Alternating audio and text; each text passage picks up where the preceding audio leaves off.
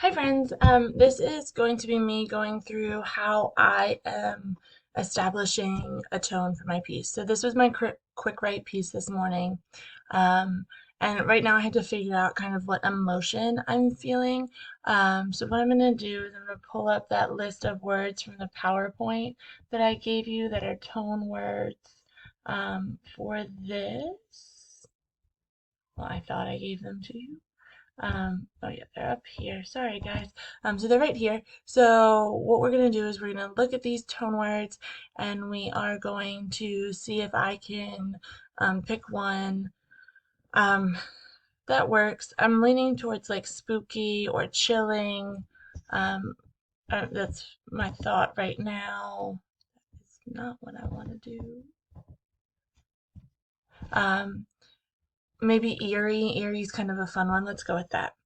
And if you don't know what eerie means, in the PowerPoint you can click it and it's going to take you to what the word means. Um, Frightening, ghostly, mysterious, scary, strange, supernatural, uncanny. So all those things kind of fit what I did. So here's my piece. So now I need to look for things that feel eerie. Um, so how am I going to do that? I'm just going to go sentence by sentence. So the hairs on the back of my neck stood up. So anytime you have hairs standing up on the back of your neck, that definitely is going to do it for us.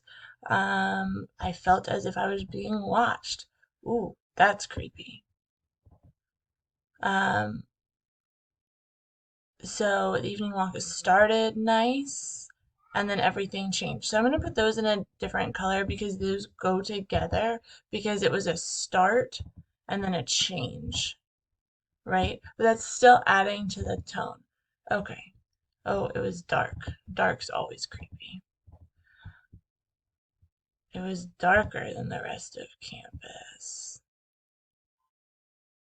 Oh, and then we have this again, this idea of two different things. Normally the houses were this, but tonight they were like this.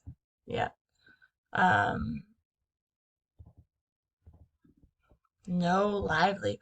Ooh, so I don't think I did this purposefully, but let's think about this. I'm talking about something being eerie, and it says it's not lively. So is it like deadly? Um, so there's no lively music, no people gathered. It was dark and empty. The hairs on the back of my neck are screaming. We're going to put screaming in a different color because that's a great word. They screamed. I personified the hairs on the back of my neck. I'm impressed with myself.